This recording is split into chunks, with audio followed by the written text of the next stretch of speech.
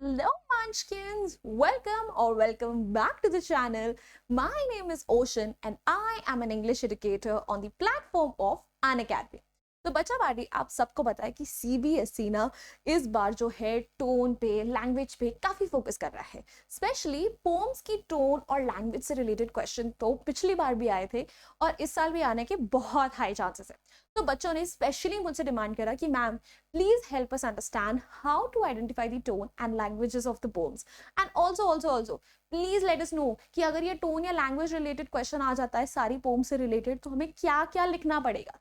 तो आज हम यही करने वाले हैं इस सेशन में कि मैं आपको पहले बताऊंगी कि टोन और लैंग्वेज क्या है, कैसे आइडेंटिफाई करना है, and then we are gonna discuss कि हर एक पोम जो आपके सिलेबस में है उसकी टोन कैसी है, लैंग्वेज कैसी है, और अगर उनसे रिलेटेड क्वेश्चन आए तो उसमें क्या क्या पॉइंटर्स आप मेंशन कर सकते हैं। तो what are you even waiting for, जल्दी से वीडियो को लाइक करो, चैनल को सब्सक्राइब करो। एंड इससे पहले मैं वीडियो को स्टार्ट करूँ, अपने हाथ में एक पेन और पेपर लेना मत भूलना ताकि आप इन सब चीज़ों को अच्छे से नोट कर सको, क्योंकि एग्जाम में ना ये सारी की सारी चीज़ें आपको बहुत हेल्प करने वाली हैं। सो चलिए फिर लेट्स गेट स्टार्टेड, ज़्यादा फालतू का हम टाइम वेस्ट नहीं करते हैं। तो आप सबको पता है कि देखो फर्स्ट फ्लाइट में आपकी ये सारी की सारी 10 पोम्स प्रेजेंट हैं। Dust of snow, fire and ice, a tiger in the zoo, how to tell wild animals, the ball poem, Amanda, the trees, fog, the tale of Custard the dragon and for Anne Gregory.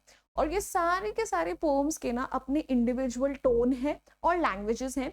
तो आज मैं ये सारे के सारे poems आपके साथ discuss करके जाऊंगी, तो प्लीज वीडियो को एंड तक देखे बिना ना कोई नहीं जाने वाला। एंड आई होप वीडियो को लाइक हो चुका है, चैनल को सब्सक्राइब हो चुका है। यार देखो हम इतनी मेहनत करते हैं, ठीक है, ये मेक श्योर करने के लिए कि आपको कोई प्रॉब्लम ना हो, उसके बाद भी यार आप लोग अप्रिशिएट ना करो, ये नहीं चलता भाई, ये हमें कतई मंजूर नहीं है। तो जल्दी जल्दी जाना और वीडियो को लाइक और चैनल को सब्सक्राइब जरूर करना।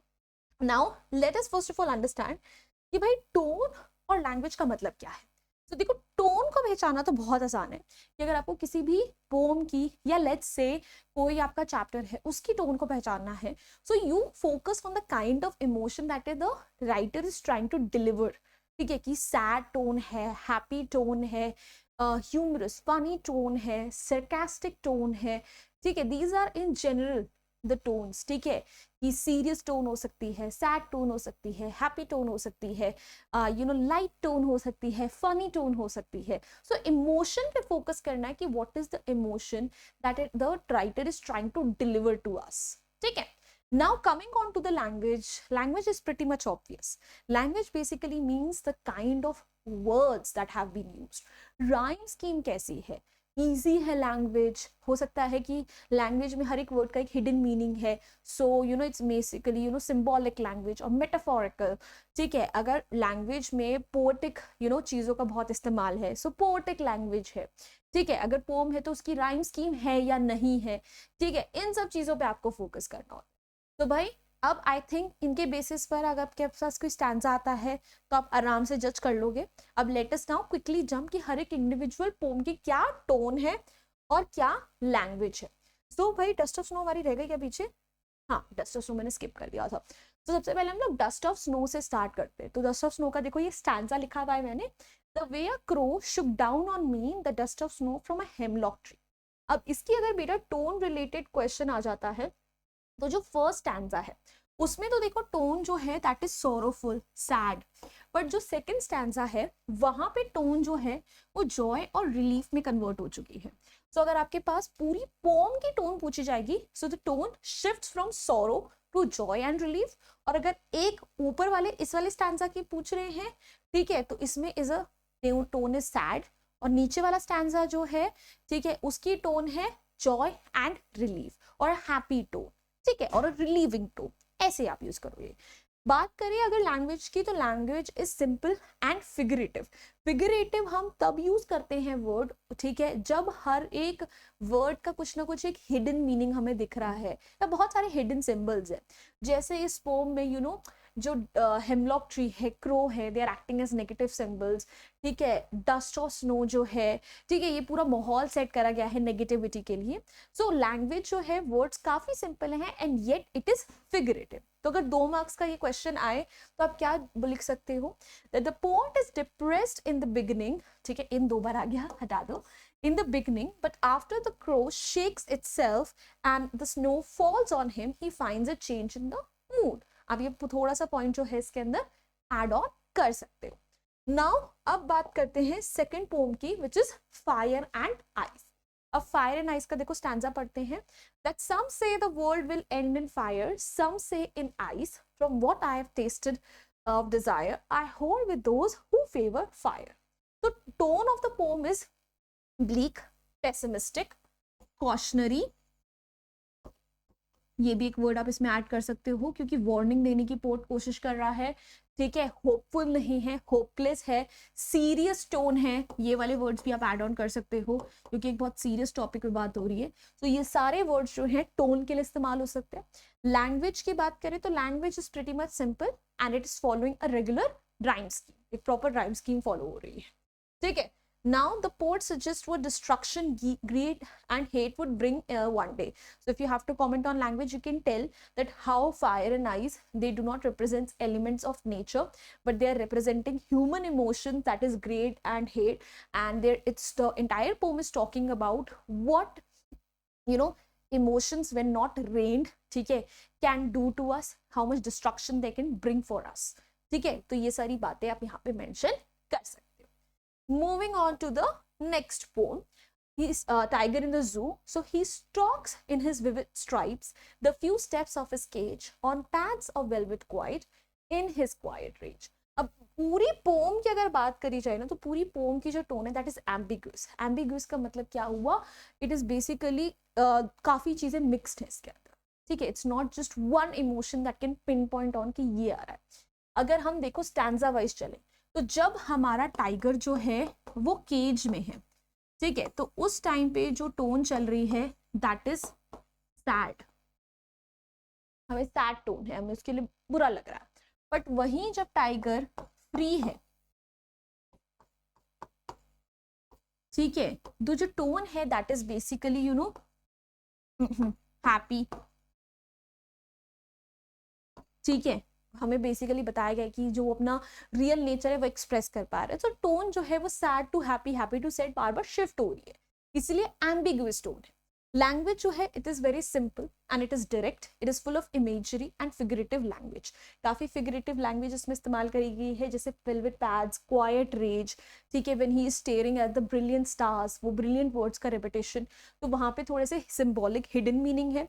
इमेजरी का भर भर के इस्तेमाल हुआ है because the description is so vivid we can imagine it, ठीक है, and the language is pretty much simple and direct, to the point बात करी है, बहुत डिफिकल्ट वर्ड्स का बिल्कुल भी इस्तेमाल नहीं हुआ है। तो the poet draws a contrast between captivity and freedom, ठीक है, and when the poet describe the setting of the zoo, the tone is of regret, it is full of suppressed anger, कि गुस्सा है, सैडनेस है, ठीक है, regret है। And on the other hand when the poet describes the setting of the forest, the tone is one of admiration and awe at seeing the tiger in its natural habitat. और वहीं जब tiger जो है forest में है, so we are full of admiration and awe for the tiger, कि भाई ये टाइगर जब अपने वाइल्ड हैबिटेट में है तो कितना अच्छा मजेस्टिक लुक दे रहा है। And in the last stanza, the tone is of regret, the tone is of sadness, the tone is basically to, you know, trigger, what do we say, a lot of sympathy in us. So अगर आपको एक और word चाहिए ना पूरी tone को describe करने के लिए, तो I think you can also use the word evocative, EVOCATIVE, मैं यहाँ पर लिख भी देती हूँ। So evocative is the word that is used for describing something जो आपके अंदर बहुत सारे emotions generate करे। The tone is evocative, आप ये भी कर सकते हो। लैंग्वेज इज ऑल्सो एवोकेटिव, वो भी बहुत सारे इमोशंस हमारे अंदर ट्रिगर कर रही है, तो ये भी वर्ड आप इससे रिलेटेड याद रखना। Moving on to the next one, how to tell wild animals. So if ever you should go by chance to jungles in the east, and if there should to you advance a large and tawny beast, and if he roars at you as you dine, you'll know it is the Asian lion. So tone is humorous, funny, light tone है। Obviously we are being told कि different animals जो है हमें कैसे मारेंगे, very funny to imagine. And language जो है that is ironical and poetic. Ironical क्यों? Because हमें पता है अगर हम wild animals के सामने जाएंगे तो वो हमें मारेंगे, but still the poet is making a stand in front of them. Ironic. ठीक है, तो basically अगर आपको wild animals दिख रहे हैं तो आप उनसे दूर भागोगे, you will not hug them, you will not go near them, correct? Then poetic language हमने क्यों बोली है? बिकॉज पोएट ने इस पोम में बहुत सारी पोएटिक लिबर्टी का यूज करा है. डाइन की स्पेलिंग DYING होती है. देन वर्ड्स की हेरा फेरी बहुत हुई है, इसलिए हमने बोला है पोएटिक लैंग्वेज है. ऑलराइट, सो कमेंट क्या कर सकते हो आप? That the poet suggest some dangerous ways to identify wild animals and the use of words and emotions are not only humorous but also ironical at the same time. तो ये point आप mention कर सकते हो. Moving on, the ball poem. What is the boy now who has lost his ball? What is he to do? I saw it go merrily bouncing down the street and then merrily over. There it is in the water. Tone of the poem, obviously, somber and sad. Somber is serious. Sad tone है काफी. बच्चा दुखी है. Language, it is written in blank verse and it is symbolical language because हर एक word का again एक hidden meaning है. The ball is representative of the boy's childhood, innocence, and even poet's father. So by symbolical language है. So each line has a deeper meaning to it, as this poem can be interpreted both literally and metaphorically. So अगर आप literal way में देखो तो एक बच्चे ने ball खोई है and he's learning a life lesson, and metaphorically देखा जाए तो how people in their lives they lose something that they dearly love and they still have to move on from it. ठीक है, so बहुत hidden meaning है, deeper meaning है, इसलिए symbolical language. Alright, moving ahead. Next one, Amanda. Don't bite your nails, Amanda. Don't hunch your shoulders, Amanda. And stop that slouching and sit up straight, Amanda. So this is a languid emerald sea where the sole inhabitant is me, a mermaid drifting blissfully. अब इस pome से related भाई tone और language में क्या लिखोगे? सो mother की जो टोन है जब मदर इंस्ट्रक्शंस दे रही है अमेंडा को, दैट इज अथॉरिटेटिव. ठीक है, and angry. She is basically want ये करो तुम वो करो. ठीक है, she is controlling, she is dominating. On the other hand Amanda's tone is dreamy. ठीक है, she is full of dreams. वो अपना सोच रही है अच्छा ये करना है वो करना है, तो शी इज ड्रीमी. ठीक है, वो अपने ख्यालात पका रही है. And language is simple with regular rhymes की, काफी सिंपल लैंग्वेज है. So the poet describes Amanda's mother as authoritative and strict, काफी strict है, authoritative है. On the other hand, Amanda is dreamy, childish भी लिख सकते हो, innocent भी लिख सकते हो. And the clash between them is what provides amusement for readers. और उनके बीच का clash देखकर ही readers को मजा आ रहा है कि भाई बच्चा क्या चाहता है और एक मदर का पॉइंट ऑफ व्यू उनसे ऑपोजिट क्या है टोटली, कि वो क्या एक्सपेक्ट कर रही है. Alright, now moving on.